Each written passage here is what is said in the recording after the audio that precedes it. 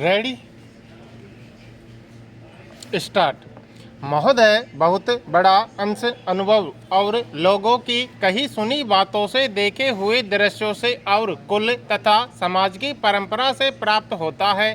Cinema इस सभी प्रकार के ज्ञान की प्राप्ति में सहायक हो सकता है, क्योंकि यह मनुष्य की दृश्य और श्रव्य अनुभूतियों के क्षेत्र को बहुत ही बढ़ा सकता है। यह एक साधारण सी बात है जिसे अभी जानते हैं कि केवल सुनी सुनाई बात की अपेक्षा हम पर देखे हुए दृश्य का प्रभाव अधिक पड़ता है, और हम यदि सिनेमा द्वारा किसी चीज़ को देख लेते हैं तो उसका उतना फल तो नहीं होता जितना स्वयं आँखों द्वारा देखने से मिलता है। उससे तो कहीं अधिक अमिट छाप किसी के सामने किसी दृश्य के वर्णन करने से पड़ती है। मन बहलाव के भी साधन कितने ही प्रकार के होते हैं। कुछ तो ऐसे हैं जो मन बहलाव के साथ साथ शिक्षाप्रद भी होते हैं और इसके विपरीत बुरे संस्कारों का साधन बन जाते हैं। मैं स्वयं यह दावा नहीं कर सकता कि मैंने बहुत सी फिल्में देखी हैं।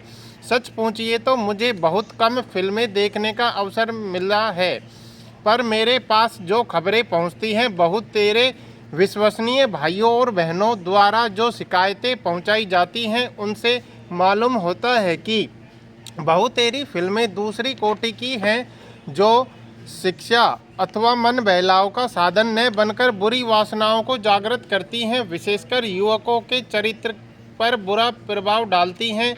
हो सकता है कि इस प्रकार की फिल्में अधिक लोकप्रिय होती हों, उनके द्वारा अधिक पैसे कमाए जा सकते हों।